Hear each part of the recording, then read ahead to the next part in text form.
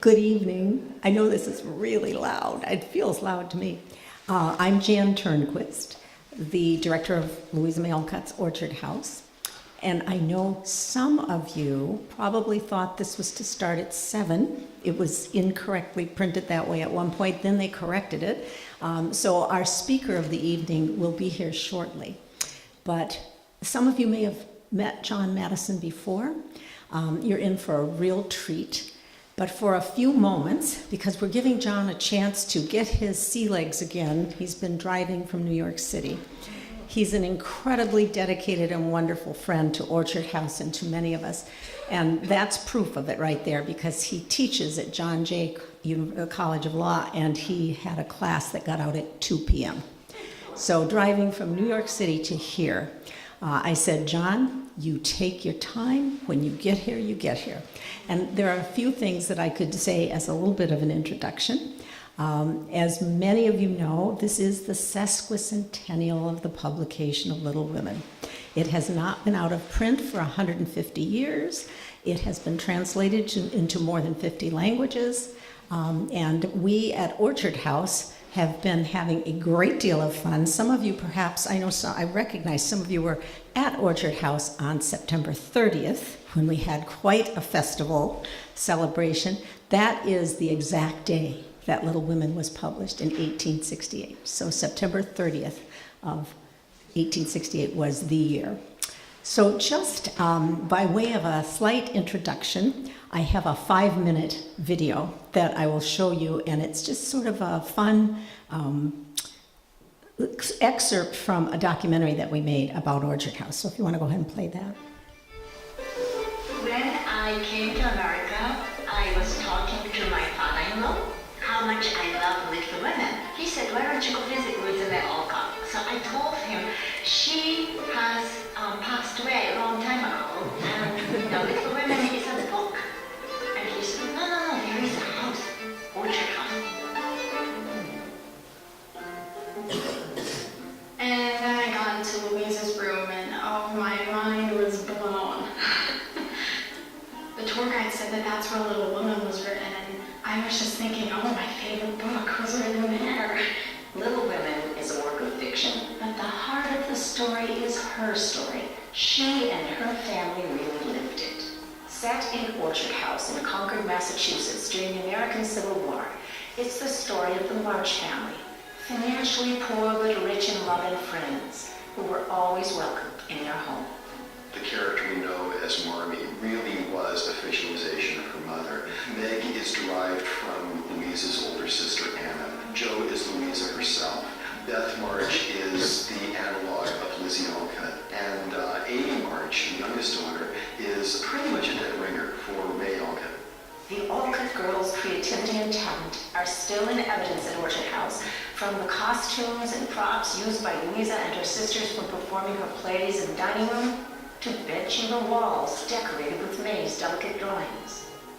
All of these artistic endeavors were fully encouraged by their mother, Abigail, and their father, Bronson Alcott. We're sitting here in the study of Bronson Alcott on the ground floor of Orchard House. Believing in the inherent goodness of man and nature, Bronson Alcott was a progressive educator and transcendental philosopher. He began the Concord School of Philosophy in 1879 in his study in Orchard House. It's a place that I always walk into with a tremendous amount of excitement because Emerson is here. You had down the street Thoreau spending time at Walden Pond, living deliberately in his cabin, and Bronson Alcott was the guy who'd come and hang out with him that night. And Bronson Alcott actually had a lot of educational philosophies that we still use today. He was the guy who invented recess. He was the first guy to ask kids to raise their hand and participate in classes. He really believed that children should be active in their own development. He was someone who was really interested in the creative development of his daughters. And from what I know, inspired his daughters to attempt to actualize themselves. Both parents supported Louisa publishing her work despite society's disapproval.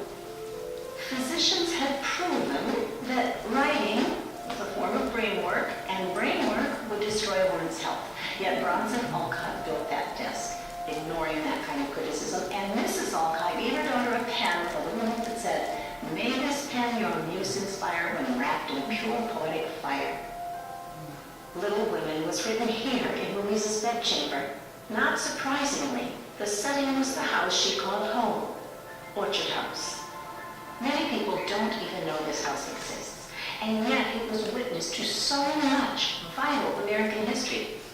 Built in the 1600s, the house was owned by a Minuteman who fought at the battle at Concord's North Bridge during the American Revolution. Bronson rescued the dilapidated property in 1857, but after the Alcotts left, it fell into disrepair and was once again endangered. Fast forward to 1911, when some brave women rescued the house again, turning it into a museum, and one of the first dedicated to a woman. Over a century later, the preservation of this treasured site continues. Today, visitors from around the world come to see where Louisa May Alcott wrote Little Women, but they soon discover something deeper. What awaits you when you come to Orchard House is some of the best parts of our history. And it's an inspiring place to go because it reminds us who we can be today. You spend enough time in this house and you become aware that it's really a lot more than just nails and boards. Orchard House has a soul. Orchard House has a soul that seems to touch just about everybody who walks through the door. I never was trying to create a portrait. I was really just taking photographs and being moved by the emotion of the rooms. It's a great place, isn't it? I'm obsessed with the story. I know. What was carried into the story of Little Women is that this was a place that was magical, this was a place of imagination, this was a place of exploration, and that continues with every new group of 10-year-old girls that walks through the store. Orchard House endures, much as Louisa's legacy does. A friend once said of her, she unlatches her door, and all who enter feel their home. We invite you to experience Orchard House in person. Also, visit www.louisamayalcott.org.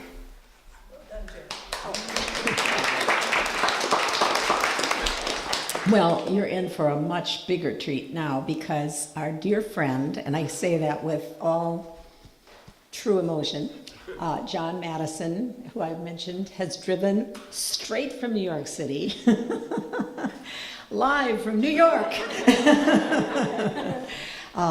John, as many of you know, and you saw him here in this little clip, has won the Pulitzer Prize for a book about Louisa May Alcott and her father. And if you haven't read it yet, you're in for another treat if you read that book, Eden's Outcasts. And John will not only talk about his experience with Little Women and the sesquicentennial celebration and such, but he will also tell you about his next book, which is deep into the works, right? You're pretty close now. So without further ado, our dear, dear friend, Dr. and Professor John Matteson. Time to catch my breath for a second. I just got off the road, as you've heard. And I understand that this is being filmed tonight, so I have a particular word, if this goes up on YouTube, for the citizens of Danbury, which is you really don't need to be all on the road at 3:30 in the afternoon. And also, if this is what you deal with every week in Danbury at 3:30 in the afternoon on a Friday, it's not worth living there. It's Danbury. And I not only ran into the rush hour traffic in Danbury, but I also managed to hit the rush hour traffic in Hartford. So I also have a message to people in Hartford, which is you're working 2 hours too long because the people in Danbury have already gone home. So anyway, I just wanted you to know all of that, and now I'll segue into my remarks. But first, I do just want to express my thanks to everybody who's here tonight. I know that I'm up against the Red Sox and probably a lot of other important things, but I thank you for putting this event first tonight. It's really a wonderful thing, and I thank you for it. So how does one begin to discuss, as I have been invited to do this evening, the enduring nature of Little Women? The influence of the book has been vast, and yet it is, in its details, difficult to trace. How precisely does one measure the impact of a book on a reader, or indeed on millions of readers? And moreover, the power of Little Women is not all that easy to explain.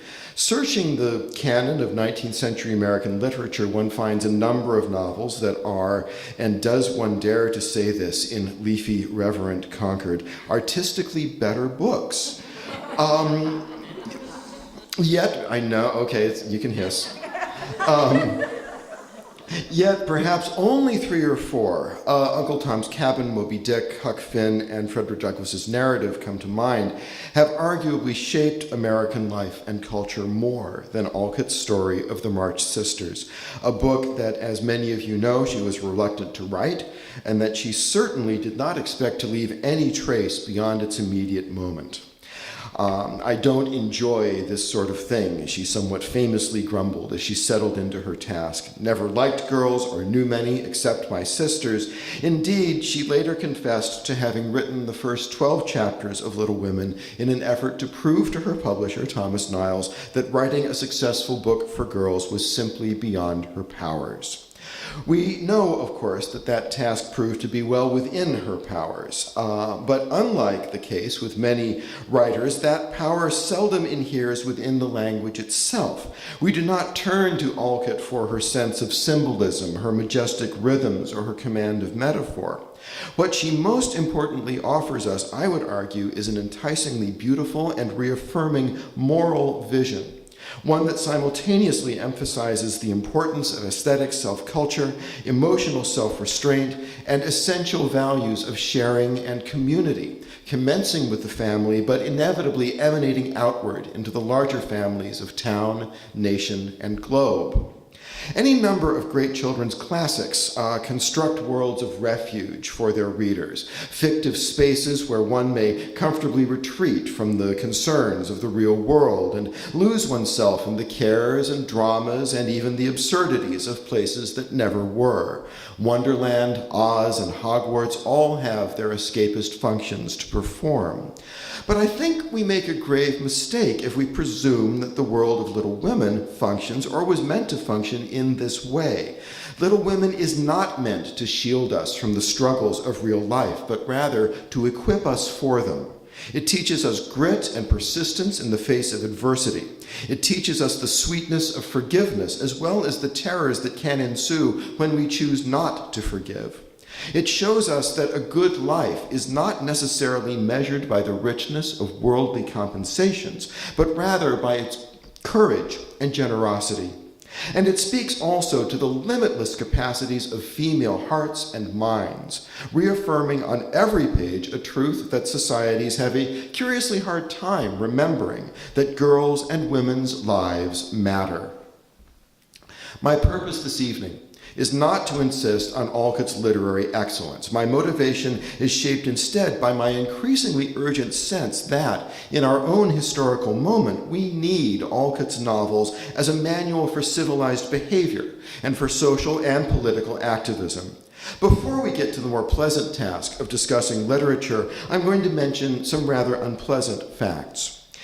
In raw numbers, the United States of America now has more of its citizens in prison than any other country on earth. On a percentage basis, its prison population is exceeded only by the island nation of Seychelles.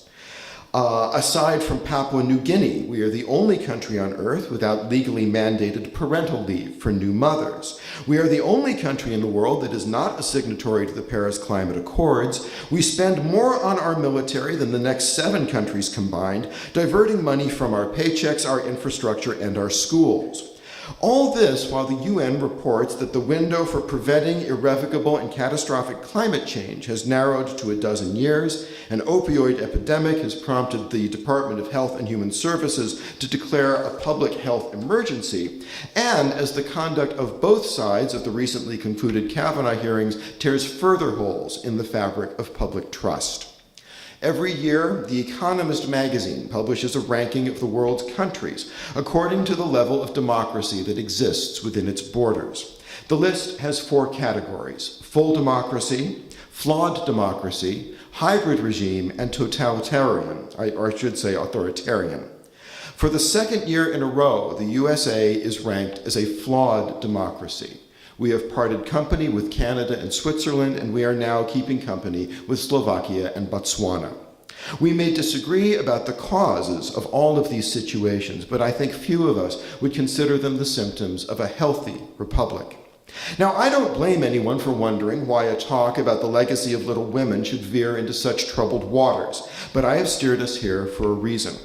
I stand persuaded that we have gotten to the tight spot in which we find ourselves because we have too long indulged the inner demons that the March Sisters confront and conquer in Little Women. Vanity, anger, distrust, self-centeredness, and because, above all, we have forgotten the saving powers of community and interdependence that in Alcott's world are the tickets to salvation.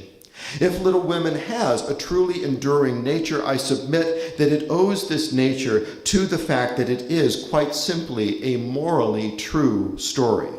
Louisa May Alcott was not Henry James. She did not concern herself with the subtleties of psychology or with fine shades of moral ambiguity, but she knew how good people and good societies work, and she knew that good societies are composed of good people. And Little Women reminds us of this on every single page.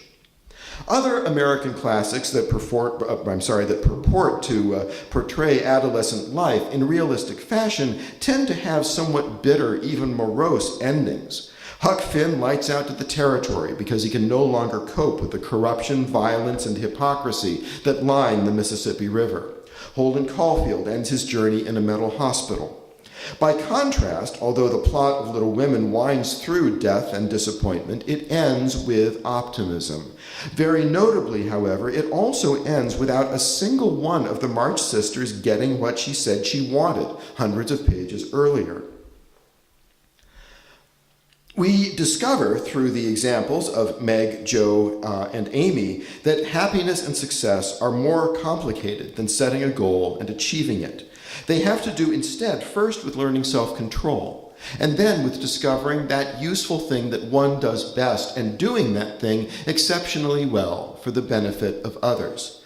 The spirit of the book is as far from the brash, empty, bullying, chest-thumping values of the Trump era as it could possibly be. For the focus of my remarks this evening, I'll be speaking first about a pair of lesser-known episodes from Part 2 of Little Women. Then, ever so slightly, I am going to cheat, moving beyond Little Women to a scene from the underappreciated novel that Alcott wrote immediately after Little Women, An Old-Fashioned Girl. To my knowledge, the Little Women chapter Consequences has never been dramatized by any of the Little Women films. Its action is not essential to the novel's plot. However, I would contend that its significance is considerable.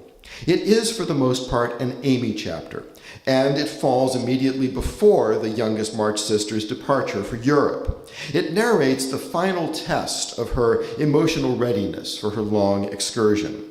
The scene is a charity fair being staged for the benefit of the newly freed slaves. Owing to the jealousy of one of the other participants, whose mother holds sway over the event, Amy is told that her artwork has to be moved away from the art table and to a less prominent location. The ever-impetuous Jo wonders why Amy doesn't just take her artwork and go home, leaving those who have slighted her to shift for themselves. And indeed, in a fit of pique, Amy does at first sweep all of her work off the art table. The vengeful, resentful Amy we came to know in Part 1 of the novel has still not quite given way to the humbler, more gracious character who's now evolving. For a while, it appears that it is not only the wrath of her frenemy's mother that has turned against poor Amy. It's late, she's tired, everyone else seems too busy to help her. But then she happens to page through a little book of illuminated sayings, and one of them captures her eye. It reads, "Thou shalt love thy neighbor as thyself." Her conscience affected, Amy resolves to conquer her difficulties not through vengeance, but through kindness. She graciously returns her work to the art table, where it enlivens the display and sells briskly. The flower table at the fair, to which she has been exiled, comes to life under her skillful hands. The art table receives all the initial glory, and its success is thought to be the work of her rival. And Amy, though inwardly wounded, bears the slight stoically. She is willing to accept her own disappointment because it has served the greater good. But of course, Alcott would not be so callous toward Amy as to end the episode there. Joe, moved by Amy's sadness, rallies Laurie and through him his friends to the rescue. The next day at the fair, May's flower table is lavishly bedecked with garlands and bouquets from Laurie's garden.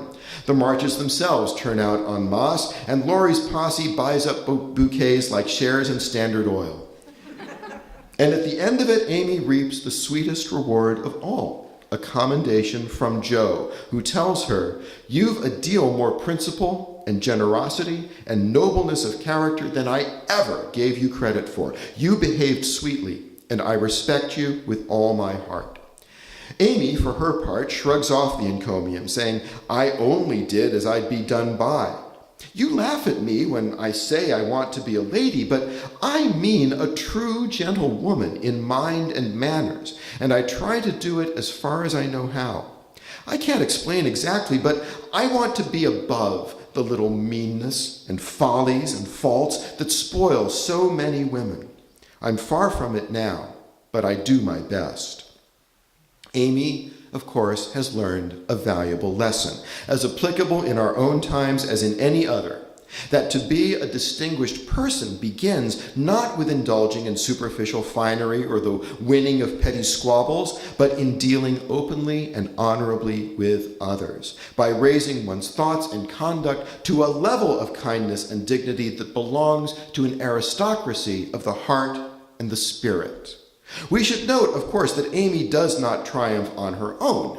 It takes the intervention of family and friends for her reward to fully come to pass. And yet, there is a fitness in this fact as well, for since Amy both takes part in the fair and humbly donates her artwork to the rival's table in the name of charity, it is only just that her redemption should call for an act of community as well.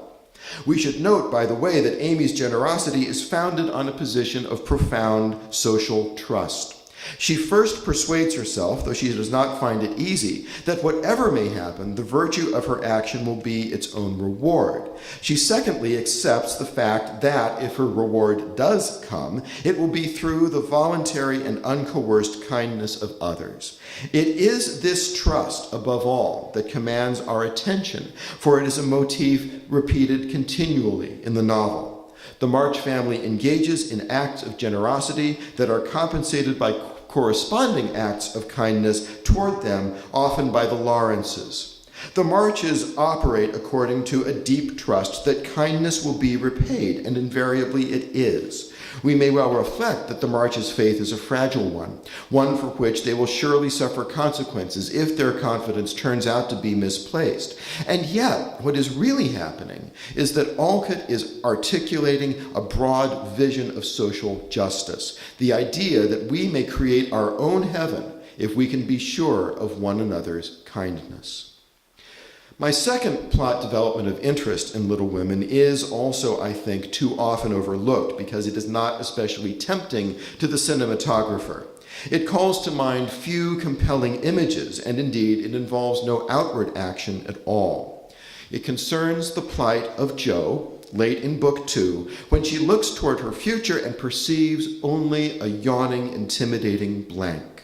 By this time, all of her other sisters, for good or ill, have arrived at some point of certainty. Beth has passed away, Meg has settled into a somewhat bland but successful marriage, and Amy is on the verge of returning home after starting her life of ease and philanthropy alongside Laurie. But for Jo, the future is a dreary mist. For between the loss of Beth and Amy's attachment to Laurie, her dreams and perhaps even her sense of self have been shattered. As we know, it was common practice in the 19th century for one unwed daughter to care for her aging parents.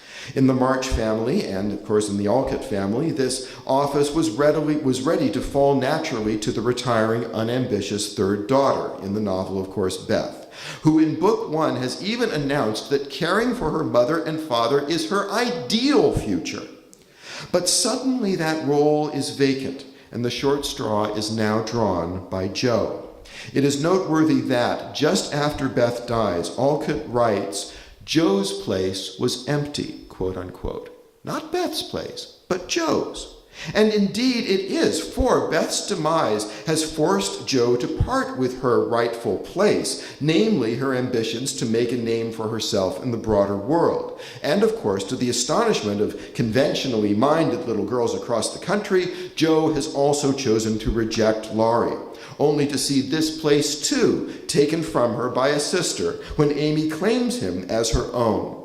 Joe now seems fated to a life of loneliness and unfulfillment. In Joe's condition, ironies abound. Perhaps the most evident is that after spending her youth as the bold leader of her band of sisters, Joe is now watching as each of her sisters marches ahead of her, whether into heaven or into marriage. A brave commander in all of her childhood pursuits, Joe becomes the laggard when the scene shifts to adulthood. But I would argue that there's a greater irony, and it is this. Joe has gotten into this fix by doing everything right. She has stopped writing lurid stories for the penny press because Professor Bear has told her that it's immoral. She has stepped into Beth's role in the family because it's also the right thing to do. Even her rejection of Laurie is taken on grounds of reasonableness and principle. Throughout the novel, Jo has been learning to govern her wild nature, to subdue impulse, and to become a model citizen. And we should also note that she's penalized for bad behavior. Her flippancies toward Aunt Marge cost her the trip to Europe that transforms Amy. But Jo also suffers because she has succeeded in self-mastery, her ascendant moral judgment, and her earnest desire to play by the rules. I quote, "She tried in a blind, hopeless way to do her duty, secretly rebelling against it all the while, for it seemed unjust that her few joys should be lessened, her burdens made heavier, and life get harder and harder as she toiled along. Some people seemed to get all the sunshine, and some all shadow. It was not fair, for she tried to be good, and never got any reward, only disappointment, trouble, and hard work."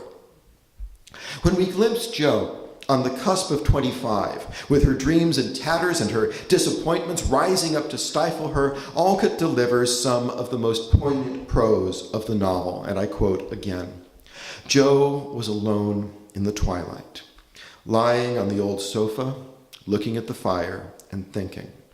Her face looked tired, grave, and rather sad, for tomorrow was her birthday, and she was thinking how fast the years went by, how old she was getting, and how little she seemed to have accomplished. Almost 25 and nothing to show for it." We can recognize in Jo some of the frustration and burning injustice that has fired the wrath of many a current American.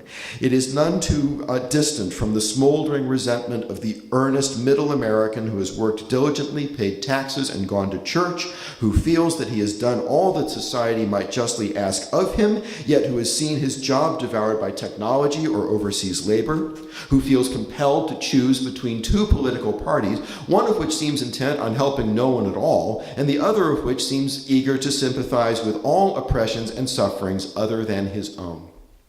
We know, of course, that Alcott contrives a happy ending for Jo in the, quote, funny match, unquote, that she makes between her and Professor Bear. But I would argue that the key to this episode is not what eventually happens to Jo, but rather in the way that Alcott advises her readers to think about and respond to people who have done right, but who, whether through turns of fate or the forces of history, have not had justice done to them.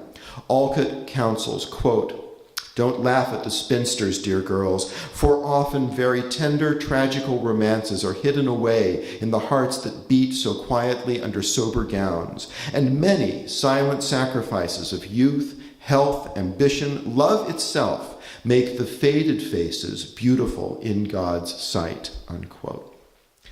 Jo, of course, responds to hardship with grace and resignation, and she is a good deal easier to appreciate than the xenophobic mob of our own troubled moment, whose reaction to hardship and disappointment achieves no higher articulation than maddened screeches of "build the wall and lock her up."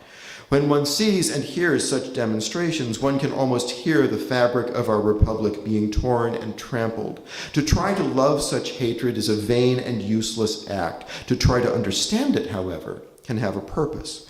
When we dismiss, or worse still, when we demonize those who thus offend us and our own sense of right and decency, all we accomplish is to narrow still the grounds, or still further, the grounds of rapprochement and healing. If one values one's own decency, one must bend neither to the principles or absence thereof or political tactics that have gained currency in the last 2 years. But neither must one forget that we are one nation, and that compassion, not condemnation, is the direction in which Little Women would have us turn. In these times, we are all, I think, in need of a sunny side, and it is with the chapter in An Old-Fashioned Girl titled The Sunny Side that this portion of my remarks will conclude. The chapter concerns a visit by Polly Milton, the title character, and her friend Fanny Shaw, to the studio of 2 other young women who are both pursuing artistic careers, one as a sculptor and the other as an engraver. The 4 are joined in short order by a novelist, Kate King, who appears to be a fictionalized version of Alcott herself. Fanny, a likable but somewhat frivolous person, finds herself enchanted by her new companions, who have all seen through the shallowness of a female life devoted solely to making oneself fashionable and attractive to men.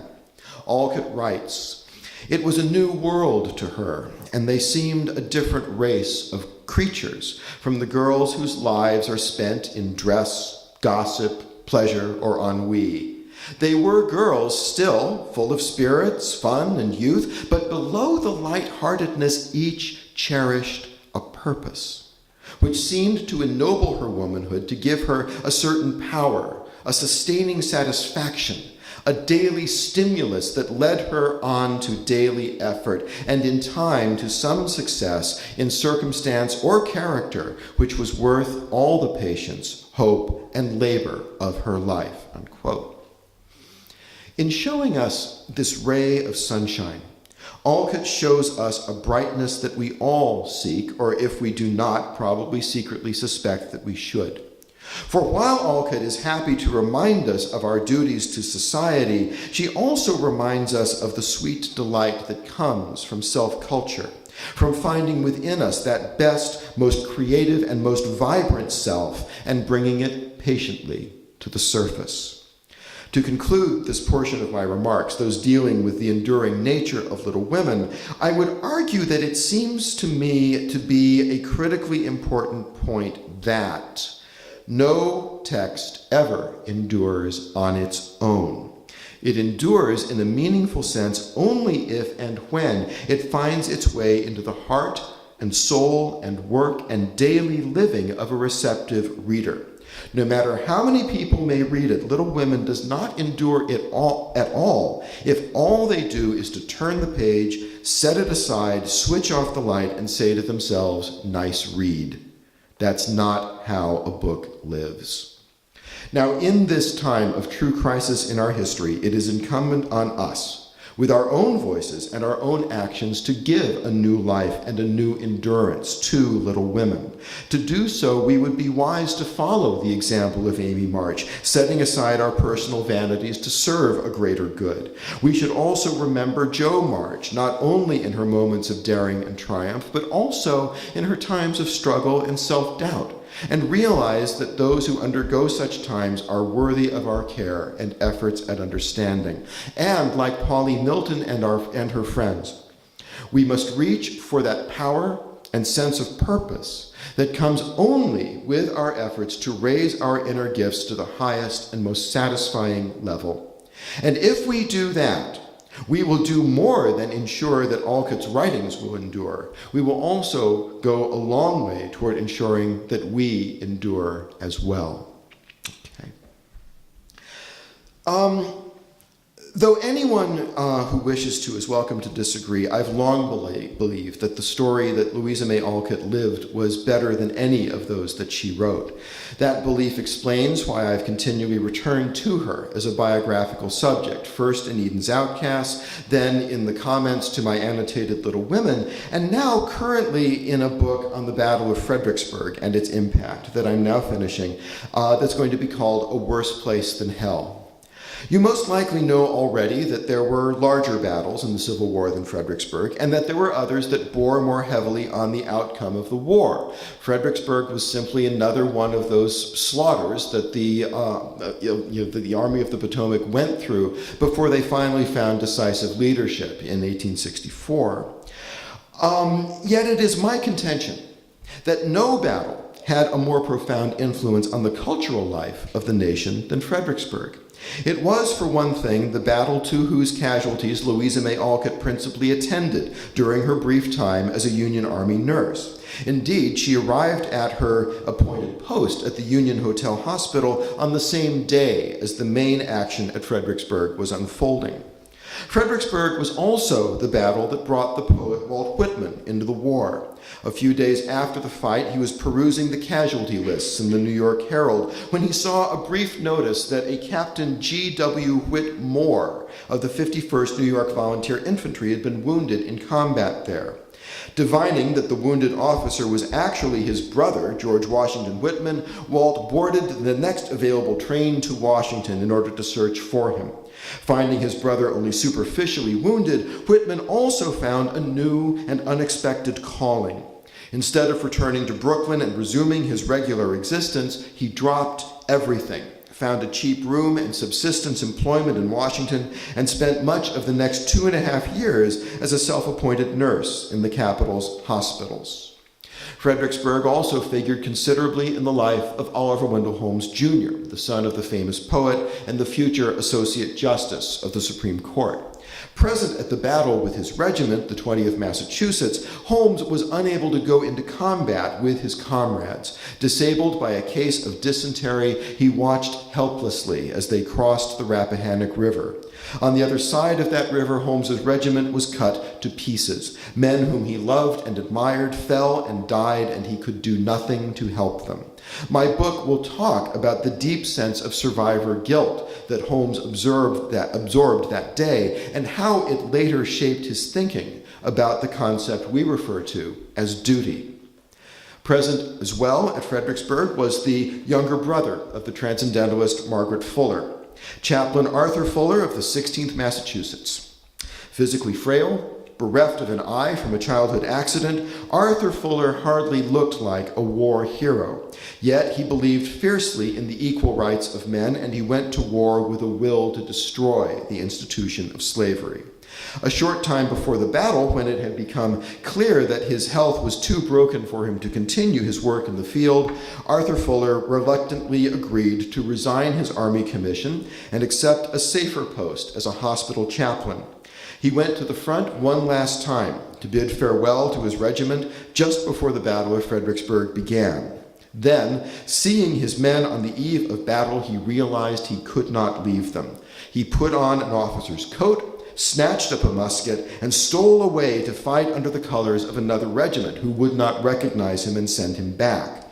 As the 19th Massachusetts piled into pontoon boats to cross the river, Chaplain Fuller surreptitiously joined them. Moments later, as the regiment was fighting its way house to house through the streets of Fredericksburg, their captain felt a tug at his sleeve. It was one-eyed, malarial Arthur Fuller saying, "Sir, I must do something for my country. What shall I do?" The captain directed him to a place in the line. The chaplain had time to fire 1 or 2 shots before a mini ball crushed his femoral artery and he bled out in a matter of minutes. The last of my 5 figures wore gray. Major John Pelham, the 24-year-old commander of Jeb Stuart's horse artillery, who became a hero at Fredericksburg.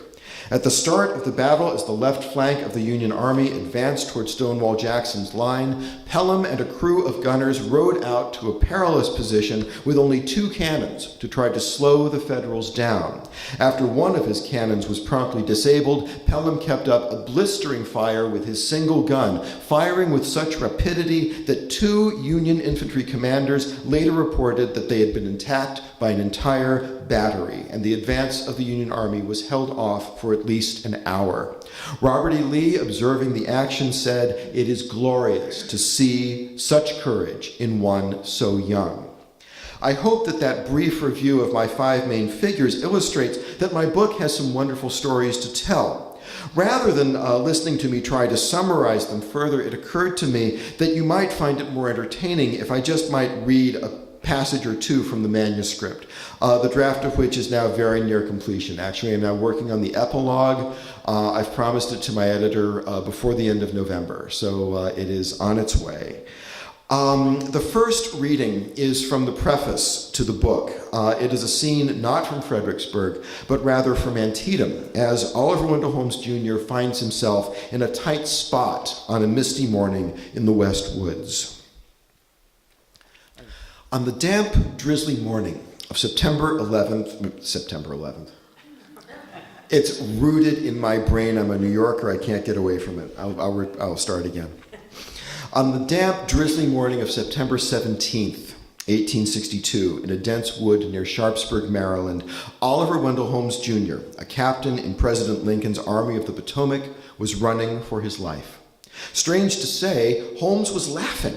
He later recollected that he had laughed only to himself, yet, in the deafening tumult and mortal chaos that was sweeping across the brambly lot of trees that would soon be known forever as the West Woods, he could have laughed out loud and still drawn little notice from the men who, around him, as one of them wrote, were melting under enemy fire, quote, like frost in the sunshine, unquote.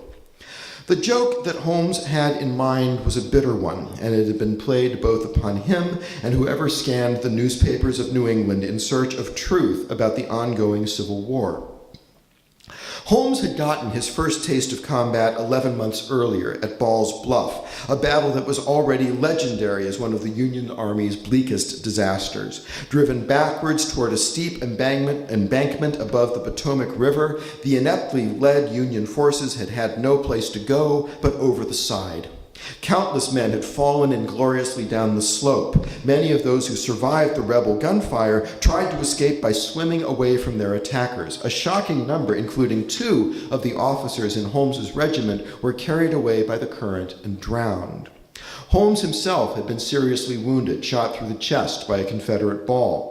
The Northern press, desperate to put a bold and optimistic face on the calamity, had needed to manufacture a hero for its readership. One enterprising columnist, writing for Harper's Weekly under the incongruous name The Lounger, had singled out Holmes.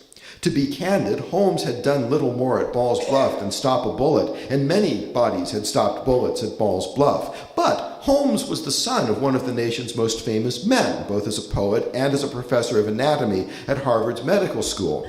Evidently deciding that heroes had been cut from thinner cloth than this, the Harper's Weekly pundit had triumphantly observed that Holmes had been shot, quote, in the breast, unquote, not in the back. No, not in the back. Oh, this is still the quotation, actually. In the breast is Massachusetts wounded if she is struck. Forward she falls if she fall dead, unquote. In raptures, the columnist concluded, quote, the men of New England never run, unquote. But now, in the West Woods, Holmes, the staunch and stalwart son of New England, was running as if his life depended on it, as in simple truth it did. The absurdity was all too rich for Holmes. As the stirring encomium of the Lounger reverberated in his mind, he felt the laughter welling up inside of him. What if another rebel bullet were to find him now? Getting shot in the back, he later remembered thinking, quote, was not so good for the newspapers, unquote. In the next instant, the laughing stopped. A searing, invisible force slammed into Holmes's neck, tearing the flesh perilously close to his trachea, his jugular, his spine. Then, as quickly as it had come, the hot little missile disappeared out the other side of him. By the time he hit the ground, Captain Holmes was unconscious. At Ball's Bluff, he had been conscious throughout his ordeal, and as he was being carried to an improvised field hospital, lucid enough to meditate on the nature of military honor. This time, there had not been an instant to reflect or wonder or regret, not even a moment to tell himself, this is how it feels to die. Holmes, however, did not die of his wound. The bullet that struck him in the woods at Antietam managed astonishingly to miss every vital piece of him. He recovered and fought on until accepting his discharge in July 1864. Yet throughout his service in the Army, another Oliver Wendell Holmes Jr. was dying all along.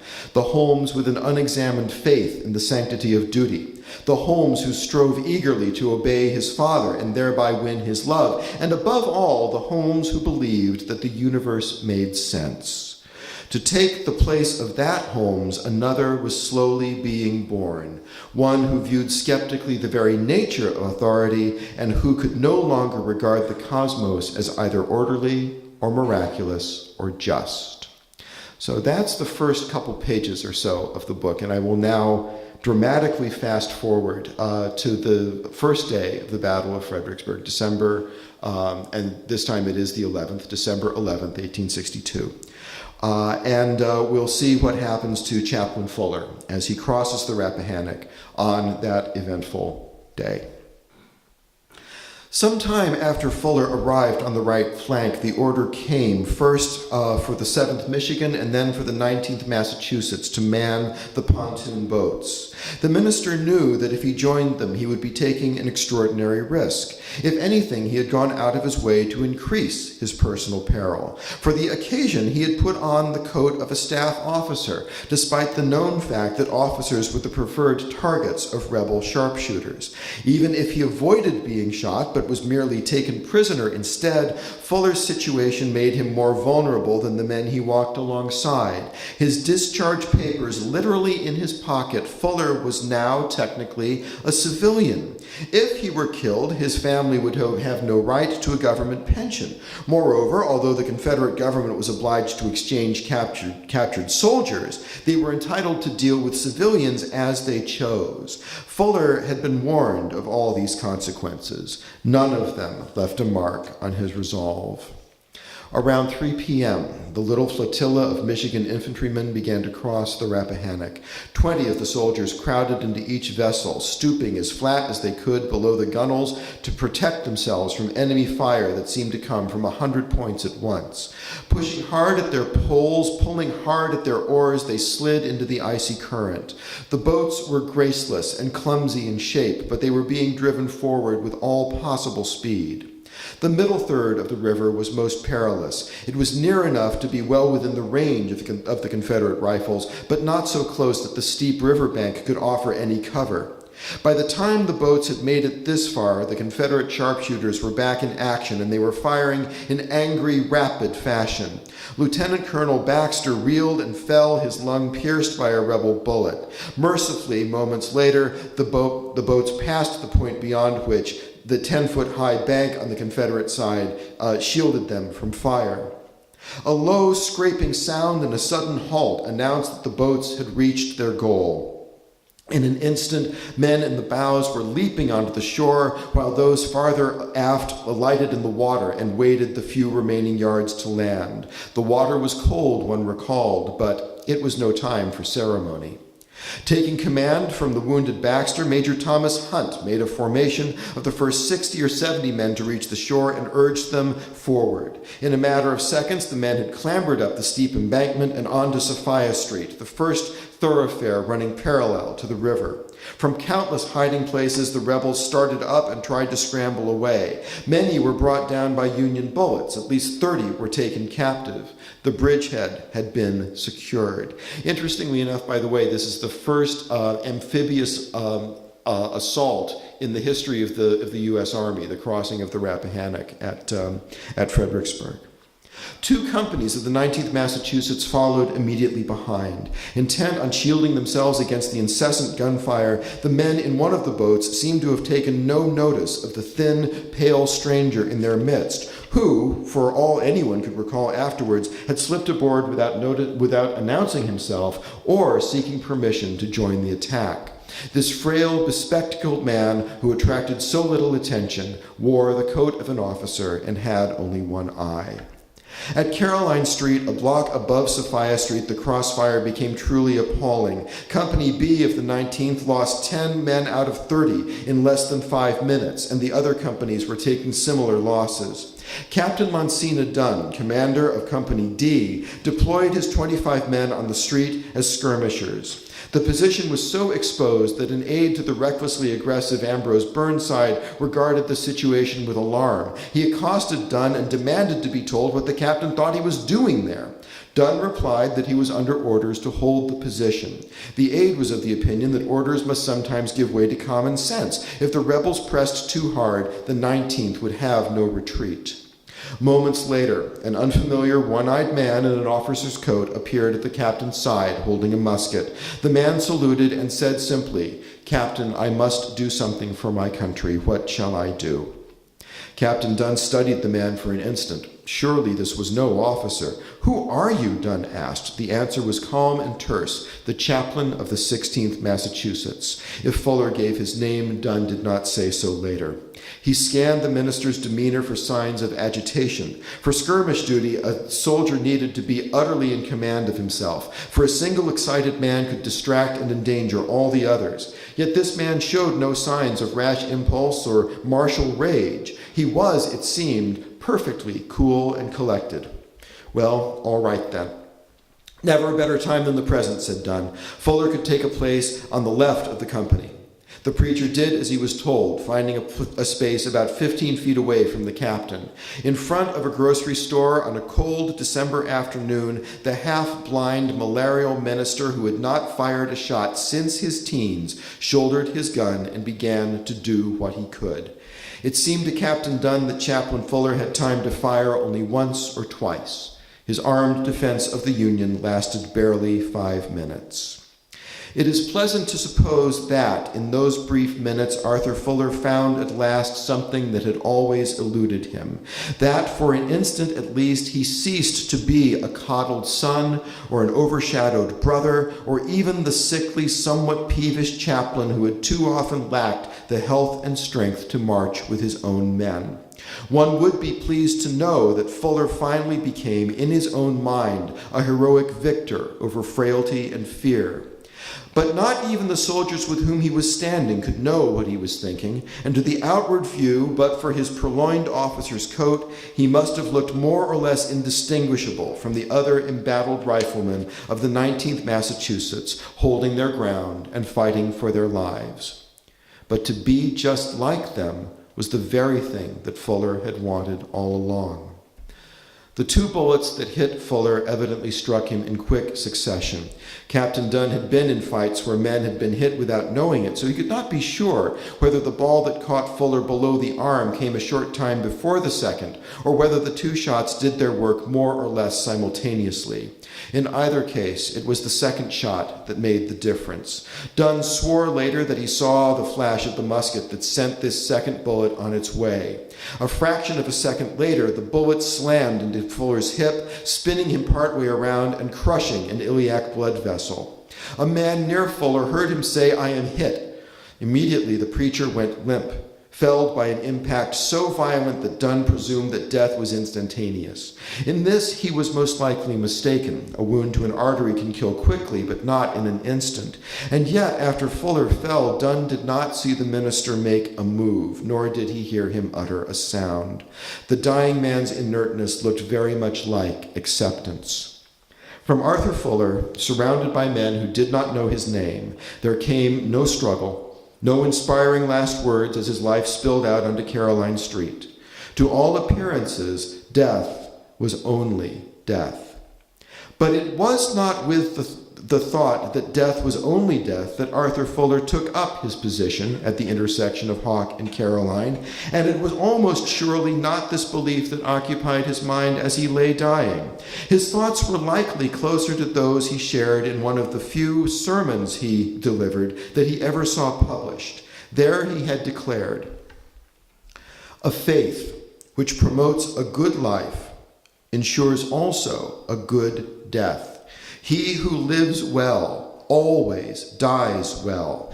Yes, let the lightning's vivid flash, let storm or poison, the gleaming dagger, the noonday pestilence, let any of them be the instrument by which the spirit is disrobed of its fleshly clothing. Let death come in slowly wasting years or in but one moment's agony. In calm consciousness or in delirious dream, death is welcome and good. If man has passed existence and probation wisely, if a better life is hid with Christ, and the freed spirit does but go home to be with God." That's the end of the second excerpt. It's also what I'm going to end on, so thank you.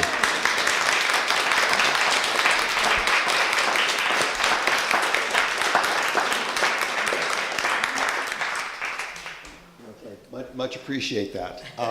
Really do. And so, Jan, do we have time to converse a bit? Wonderful. And if anybody has any thoughts. I have one question, just Please. going to your new book. Okay. And I don't know, can you hear me okay? The new book, can you say a teensy bit about how you have been dealing with Louisa's part in your new book? Right, because of course I kind of, I felt I'd kind of talked about it, right, yeah. But yeah, okay. So here's the story about Louisa. She would have signed up as a nurse earlier than she did, but she was not permitted to because the head of the nursing corps, Dorothea Dix, was not interested in having any sweet young maidens going to the hospitals in search of slightly damaged husbands.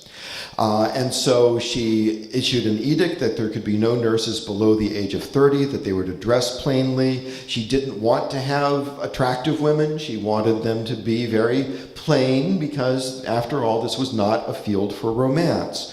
And so Louisa waited until November 29th, 1862, the day that she turned 30, and she must have sent in her application pronto because within 2 weeks, the message came back that she had been appointed to serve in the Union Hotel Hospital, which was, as the name indicates, a hospital that had been converted from a hotel in Georgetown.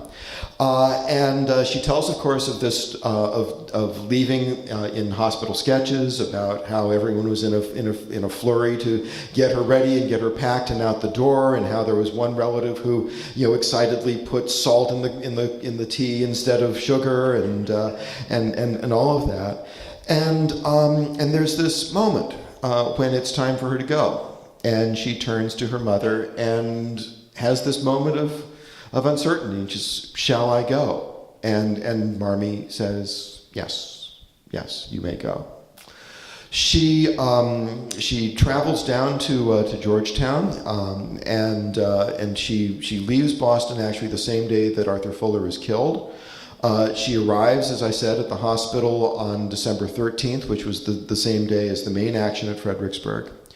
And it takes a few days for the mass of casualties to arrive from the Fredericksburg battlefield.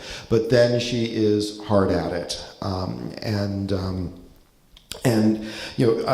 wrote in Eden's Outcast that her first weapon in defense of the Union was a bar of brown soap, because she was trying, and a basin, because she was trying so desperately to wash these soldiers who were so caked in mud that some of them were barefoot and you couldn't tell because there was a boot of mud on them.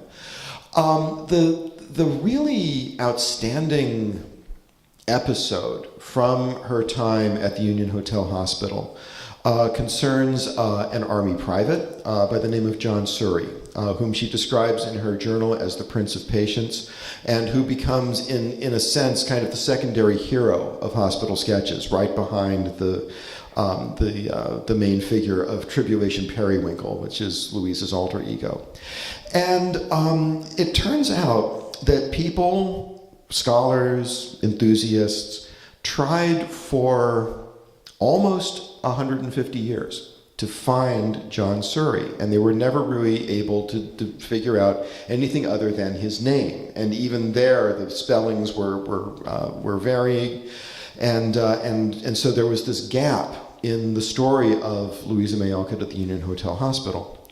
Well, when I was doing some of the initial work for this book, I happened to read a very, very good book about the Fredericksburg campaign called Fredericksburg by George, it's either Rabel or Rabel, it's R-A-B-L-E.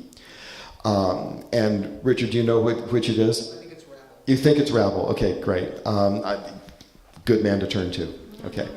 So anyway, in George Rabel's book, he quotes a letter which he says is from a nurse that was written to a Mrs. Shure, not Surrey, but the quotation that he uses describes very minutely the exact same wound that John Surrey had sustained and that Louisa talks about in both her journal and in Hospital Sketches, I believe. And so I thought, aha. So the first chance I get, I jumped into my car, drove down to the Army College at Carlisle, Pennsylvania, where the archive was that the letter was supposed to be. And I thought, wow, he says that it was written by a nurse. What if this had been written by Louisa? This could be the find of the century, right? So I got down there and I discovered the letter, and unfortunately it wasn't even written by a nurse. It was written by an officer in Surrey's regiment. In this little tiny file of the Surrey letters, and there were only 2 items in it. There was the letter from the officer, but there was also a letter from Surrey himself to his family, which is given the return address of the 133rd Pennsylvania, and that opened everything up. You see, the problem that people had been having with finding John Surrey was that Louisa very clearly refers to him as a 30-year-old Virginia blacksmith. And it turns out that 2/3 of that is untrue. He was a blacksmith, but he was only 21, and he was from Somerset County, Pennsylvania. And it's interesting to try to think, why was that information either miscommunicated, or why did Alcott change it? And I've got some theories about that. As far as the age goes, I wouldn't be surprised if Surrey had lied about his age to seem like a bigger, more fully grown man than he was. So that's one possibility. Young men will do that. Another thing that has crossed my mind is that Somerset County is actually not that far from West Virginia, which at that time was not a separate state. It was still part of Virginia. And Surrey had siblings and cousins who went to a Christian college over the line in West Virginia. So that's a possibility for that. And then also, it may well have been that Alcott wanted to say something specifically about Southerners who had jumped ship and decided to fight for the Union. That's a possibility as well, that it may have been serving a propaganda purpose. But anyway, the story of John Surrey is short but tremendously sweet. If you know Hospital Sketches, you know that he does not survive. He passes away. He actually died the day after Christmas in December of 1862, December 26th. Interestingly enough, as well, it turns out that, and I hate to burst some people's bubble, but in spite of the wonderfully moving deathbed scene that Louisa has with John Surrey, she actually was not at his bedside when he passed away. She was attending to other patients, and there's a nonfiction account by the matron of the hospital that says, after Surrey died, I called Louisa to his bedside. So that's a little bit of a disappointer. But anyway, that's a little bit of the story. But the reason that Alcott is in the book is that I want to say something about the way that Fredericksburg changed American culture. And Louisa would not have written Hospital Sketches certainly in the same way if Fredericksburg hadn't happened. She would have never found John Surrey, who serves as a model for some of the heroes in her later fiction. And Hospital Sketches was her big breakthrough book. And it's very likely that Thomas Niles never would have approached her to write Little Women had she not had the previous success, based in very large part on the story of John Surrey, who she gives credit in her journal for the success of Hospital Sketches. So that's a long-winded answer to a good question. Great answer. Thank you. Thank you. Yeah, please. On Justice Holmes, it's interesting, and the source I read this from was some encyclopedia or almanac of Massachusetts history, which came out, I think, in the 40s and then reissued in the 1960s, so I can't name the source right off the top of my head, but we know about Justice Holmes developing, his development as, I'm not sure how widely that's known, that Justice Oliver Wendell Holmes, as part of his development, was in the Civil War. That should be known if it isn't. But if we fast forward to his early 90s, this is about 1933, and he's deep in his 90s, and President Franklin Roosevelt, and in his first week in office, made a courtesy visit to the elderly retired Justice Holmes. And FDR entered Holmes's office and saw him reading Plato, and according to the anecdote, Roosevelt says, "Mr. Justice, why do you read Plato?"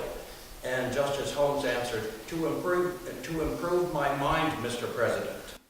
Yeah, at the age of 90 plus. There's also a wonderful, there are various anecdotes about the enduring vitality of Oliver Wendell Holmes Jr. as an elderly man. And there's also a story of when he's quite old, and he and one of his clerks are walking down a sidewalk in Washington, D.C., and they see a very attractive young woman who captures Holmes's attention, and he says, "Boy, I wish I was 70 again."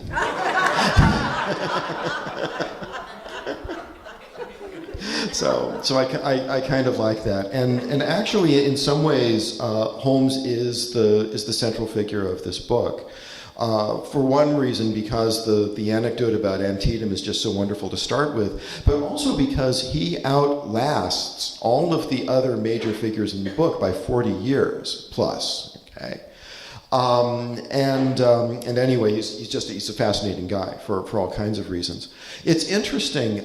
He gives a speech 20 years after the Battle of Fredericksburg, 20 plus, on Memorial Day, and he talks about a friend of his who was killed about a year and a half later at the Wilderness, a captain named Henry Livermore Abbott, and Holmes, still just adores Captain Abbott, and he says in his speech, "If you had been there in the streets of Fredericksburg and you had seen Captain Abbott leading his company towards certain death, you too would know the real value of courage." And of course, Holmes was not there, but he makes it sound he doesn't lie, but he really makes it sound as if he was there. So it's sort of his Brian Williams moment in a sense. Right? And it's very telling because here's Holmes. He's wounded at 3 different battles. He's wounded at Ball's Bluff, Antietam, and Chancellorsville. Almost loses a foot. Just goes through absolute bitter hell for 3 years, and he still goes back to that moment at Fredericksburg and wishes that he had been there with his comrades, and he couldn't.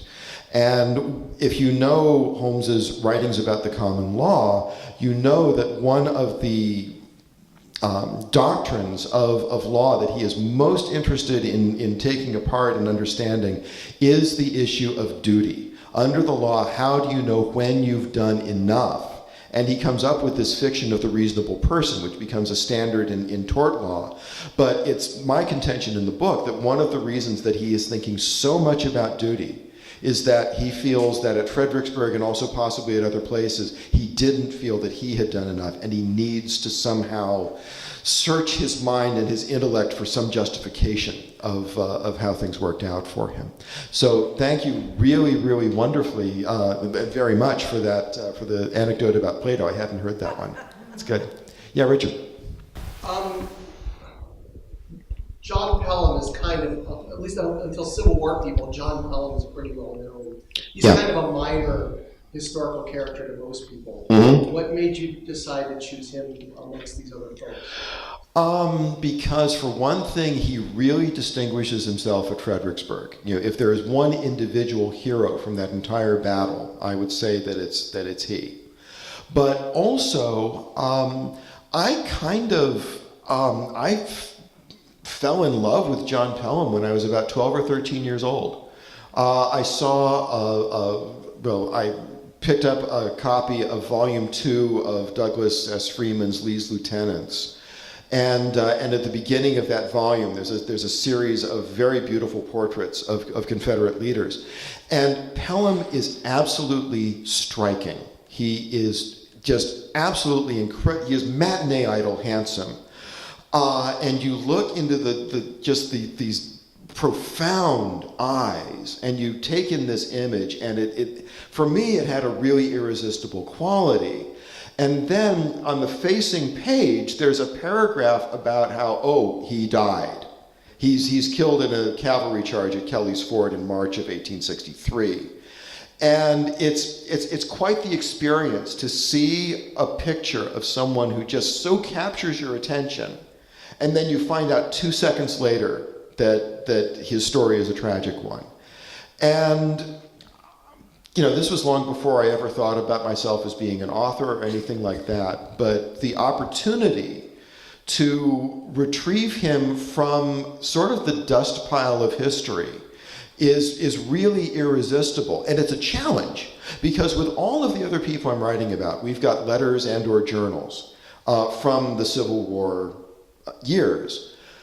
In Pelham's case, apparently in the 1920s, there was somebody who went down to Alabama and said, I'm going to do Pelham's biography. Can you lend me the letters that he wrote during the Civil War? And he lost them. Yeah. So we have his letters from West Point, which are fascinating, but we have only one letter from the period of the war, and that's because his father published it in a local newspaper. And so it's the only thing that we have. And so he's a figure who you really kind of have to construct from the outside. And that really kind of adds to the enigma, it sort of adds to the legend. He's the hardest one to get to, psychologically, personally, A, because there are no letters, but B, because he does die very young before the Confederacy starts to fall apart, and he becomes this sort of hyacinthine figure that everyone wants to say was perfect, right? And so that it's really, really hard to write a book or even a part of a book about someone who's perfect. Go to the New Testament for that maybe, but otherwise it makes for very, very difficult biography writing. But I've been delighted with the challenge, honestly. Okay. Yes. Combining Oliver Wendell Holmes and Louisa May Alcott, Yeah. do you think that he read her book, or did the Alcott book, did he have daughters?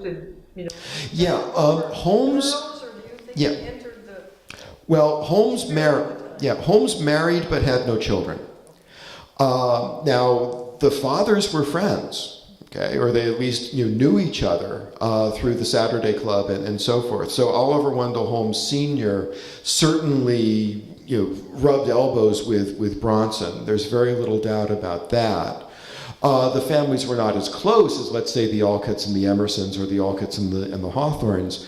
But I think it's a reasonably fair guess that Holmes would have had an awareness of Little Women. It would have been hard for him not to. But it was not the kind of work that would.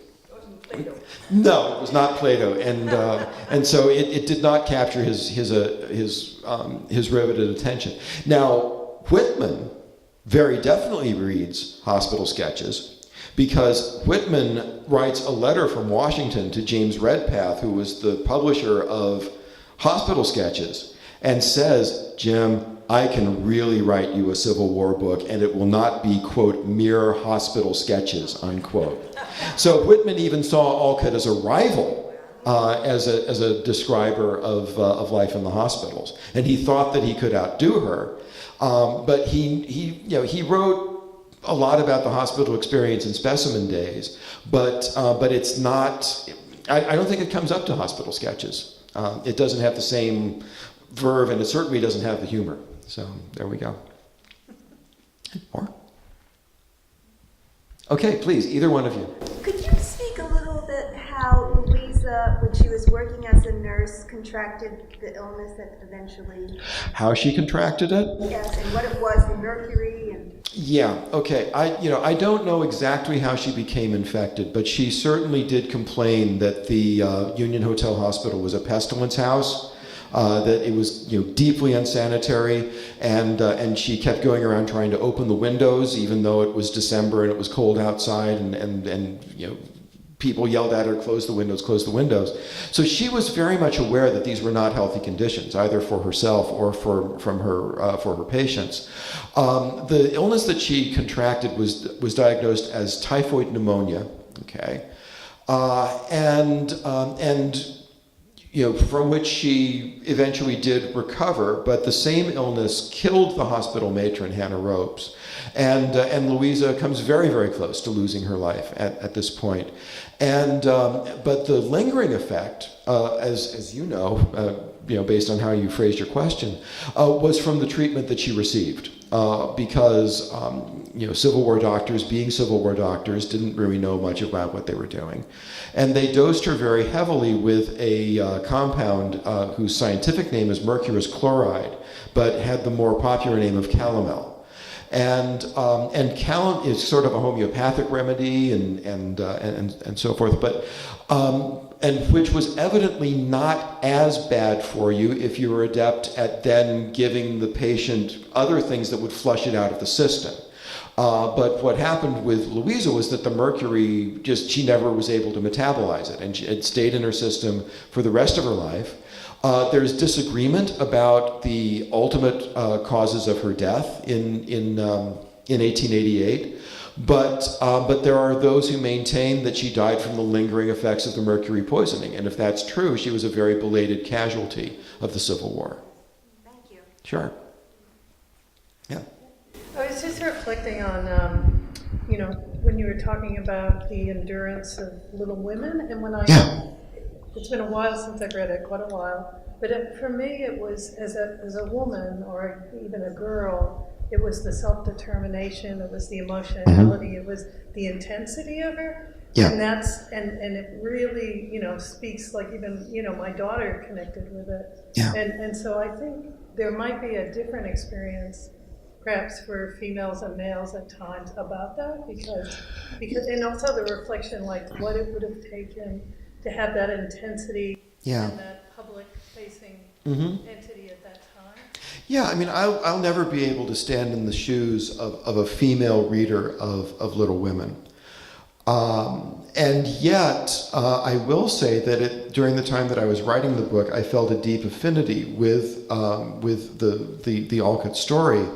In part because when I was writing the book, I was also a very hands-on dad, raising a child who is just as separate from me in age as Louisa was from Bronson. They were exactly 33 years apart. My daughter and I are 33 years and 17 days apart. So it really just clicked in that way. And so I do have a little bit of experience of what it's like trying to be a writer and keep a family going and try to earn money. And so, even though I say that I'll never be able to share the woman's experience, I was a house husband who was dealing with some of the same struggles. And I think that was something that helped me write the book, as a matter of fact. I did not come to the Alcotts until adulthood, and in fact I came to the Alcotts not through Louisa but through Bronson. The story of how Eden's Outcast got started was that in the fall of 2001 I got a phone call from a literary agent who had read an article of mine, and he just out of the blue offered to represent me for a nonfiction book. And I said, well, that's nice, but I don't have anything in mind. So, well, okay, come to lunch, we'll bring some ideas and we'll pick one. And we ended up thinking that I would write a book about 19th century American utopian communities. I started with Fruitlands. And I thought, boy, this is great because I know that Bronson Alcott kept tons of journals. I'm just going to go up to Harvard. I'm going to look at the journals from Fruitlands, and this thing is going to write itself. The journals from Fruitlands are missing. They were lost in about 1844 or 5 and have never been seen since. Okay, there's a whole story behind that as well that some of the folks here know. And so I thought, okay, but I'm really interested in Bronson now. This is a really fascinating guy. I read some of the other journals in some of the earlier years. And so I went back to my agent and I said, okay, this is now a biography of Bronson Alcott. And he kind of said, well, okay, but see what you can do with that. And then finally the idea hit me like a ton of bricks, which is, look, dummy, you are a quixotic, education-obsessed man with a verbally gifted daughter. Write a dual biography about a quixotic, education-obsessed man with a verbally gifted daughter. And that was how it all came to be. Okay, so that's not really directly in response to your question, but I would be pretty readily persuaded that the experience of a young girl reading Little Women is different from the male experience. But I think it's also important to realize that Louisa May Alcott was not just interested in writing books to inspire young girls and shape their characters. She wanted to shape the boys too. She really wanted boys to learn self-restraint and to practice temperance and to comport themselves well around women and girls, and to give them and to accord them the kind of full humanity that unfortunately boys and men sometimes are not prepared to do. And so I really like to think of Louisa May Alcott as a writer who has tremendously important things to say, whatever your gender identification may be.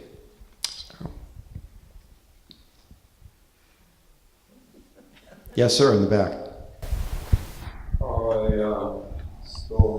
I came in June and July here first, and even though I did know something about Emerson Channing, I had never heard of Bronson Alcott or Louisa Alcott. Mm-hmm. And the card that gave me arrived from a church in Midpoint, Arlington or something, left me at the Orchard House and told me when we passed by Emerson House.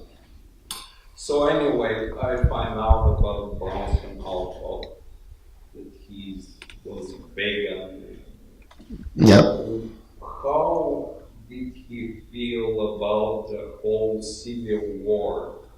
Because many people consider that North and South were all guilty. Yeah.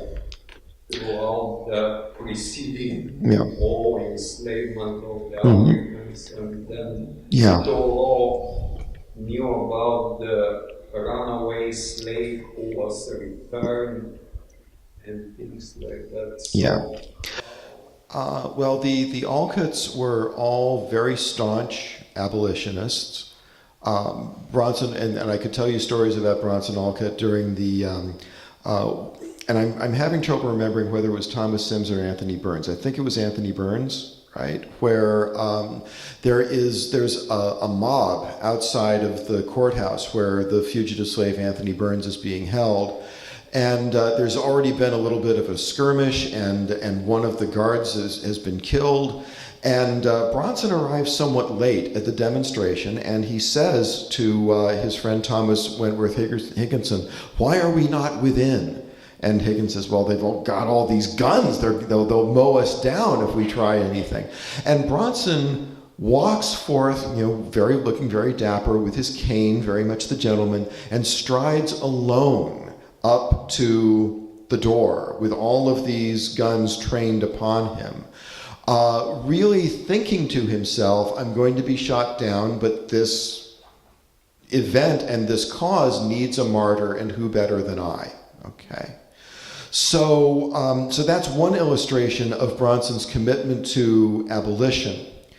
The war itself was a little bit harder for him to find the right attitude for, because he was such a quintessentially nonviolent man. This is somebody who would not swat a mosquito, who, as you say, was a vegan, and who really did respect all of life. And the idea of war was quite foreign to his way of doing things. Louisa couldn't wait. Okay? Louisa wanted to be a boy so that she could sign up and she could be one of the regiments to go smack in there and give it her all. But her father, who had to overcome some pacifist convictions, and there's a story, and maybe Jan can confirm this, that during the war, Bronson flew an American flag outside of Orchard House that instead of stars had hearts on it. He was a real hippie. Before the term came to be defined. And very famously, when Louisa does go off to become a nurse, he says, "I am sending my only son to war." So I hope that gives you a little bit of a sense. He was somewhat divided, but he believed very much in both union and abolition, and was a hearty supporter of the cause, but with this internal qualm that caused him to inwardly rebel a bit, at least, against the loss of life. Sure, definitely. Okay, it's probably like in the 5th inning already, so I should really shut up and let you guys go, but thank you.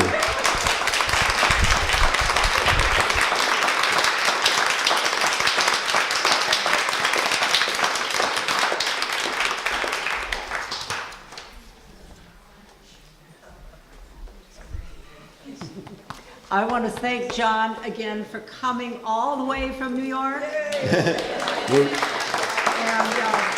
I just want to say Orchard House is very fortunate to have the support of this man, because he came to our summer conversational series way before Oh my, yes. book, and he brought his 11-year-old daughter the first time. Wasn't she 11? Probably.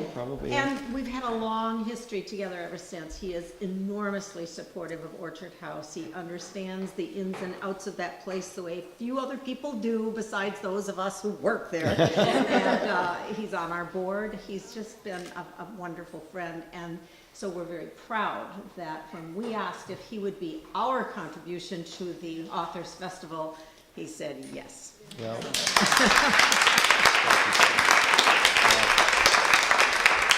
Thank you for coming. Thank you.